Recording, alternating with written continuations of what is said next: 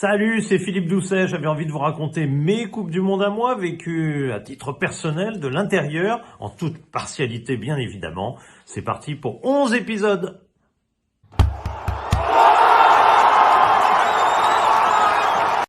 Alors avec cet épisode 4, j'attaque les Coupes du Monde que j'ai réellement vécues d'un point de vue professionnel. C'est-à-dire que là, j'étais déjà journaliste, j'étais même à Canal+, même si cette Coupe du Monde 90, je l'ai vécue du premier au dernier jour. Pas le premier, j'étais pas là pour le match d'ouverture du Cameroun, la victoire incroyable du Cameroun contre l'Argentine. Mais à l'époque, je suis moins touché parce que je ne suis pas encore allé en Afrique, je ne connais pas encore l'Afrique en 1990, même si je vis la passion de ce succès à travers mon ami Claude Leroy, que je connais évidemment déjà. Donc je reviens donc sur cette Coupe du Monde 90, donc que je vis sur site, mais pas pour Canal+, qui ne fait pas la Coupe du Monde, mais pour Foot Hebdo, magazine suisse pour lequel j'écris, et nous voilà partis avec toute une bande en voiture de Genève. Je les rejoins à Genève et nous allons donc à travers l'Italie jusqu'à une maison qui sera notre superbe gîte pendant au moins 3 semaines, une maison près de Vérone, remarquable, un cadre idyllique, tout se fait en voiture, on va à Vérone, à Bologne, à Turin, à Milan, beaucoup de routes. D'ailleurs, un souvenir personnel un peu terrifié parce que je m'endors énormément au volant avec la fatigue, les enchaînements de matchs.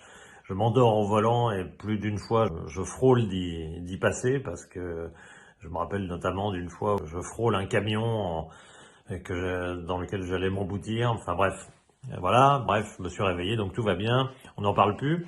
Mais c'est une Coupe du Monde qui est donc à laquelle j'ai un attachement très particulier, puisqu'évidemment c'est ma première Coupe du Monde, que je la vis de fond en comble, dans un super pays de foot qui s'appelle l'Italie. Mais alors, paradoxalement, il y a un contrepoint assez dramatique, c'est que c'est la plus nulle, la Coupe du Monde la plus nulle de l'histoire. Mais vraiment la plus nulle. Le nombre de bons matchs se compte sur les doigts d'une main. Le reste est une bouillie. La plupart des matchs, il n'y a pas de but. Les matchs se terminent au tir au but sans cesse, après des mauvais matchs.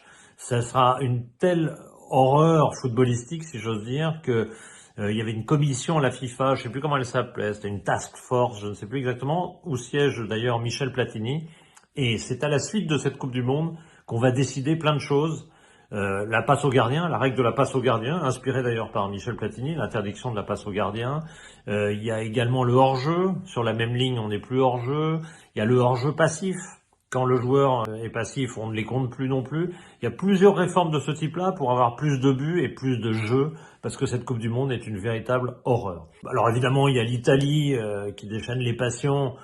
Et encore, parce que c'est une petite équipe d'Italie. Alors il y a Toto Schillaci qui se révèle, donc il y a tout un truc autour de Toto Schillaci, mais c'est très difficile de dégager des souvenirs foot de cette Coupe du Monde. L'Argentine est d'une pauvreté, l'Argentine est championne du monde, elle va aller en finale, mais elle est d'une pauvreté incroyable. Et si elle attire tous les regards, c'est d'abord parce que Maradona est en pleine crise en Italie, le voir survivre à plein d'épreuves et battre même l'Italie au tir au but en demi-finale à Naples. Mon Dieu. Bon, là, oui, il y a de l'émotion, il y a de la dramaturgie, mais au niveau foot, ce sera nul jusqu'à la finale, avec une très pauvre finale gagnée sur un penalty de Bremeux. La RFA donc remporte cette Coupe du Monde, mais encore une fois, très peu de souvenirs très personnels. Ils sont vraiment liés à autre chose que du foot, si j'ose dire. C'est-à-dire, je me rappelle évidemment quand je vais à Cagliari, voir les tifosi italiens, les voyous, des voyous en l'occurrence, attendre les Anglais pour les tabasser à la gare de Cagliari, parce que pour s'affirmer comme un cadre du supporterisme, il faut avoir cassé la gueule des Anglais. Ouais, là, quand on en est là, là non plus, on n'est pas très fiers. Et puis à la fin, il y a quand même un bon moment, c'est que moi qui ai bossé au journal Le Sport, qui avait été une très très belle expérience, ma première véritable expérience dans le foot, 87-88.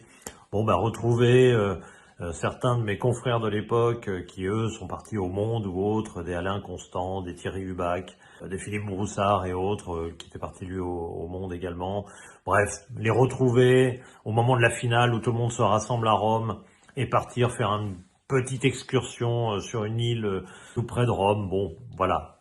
Ça, c'est un peu de souvenirs personnels, mais il y en a très peu encore une fois, car c'est une Coupe du Monde qui est gâchée par sa pauvreté footballistique. Voilà. Épisode suivant, on sera aux Amériques, carrément.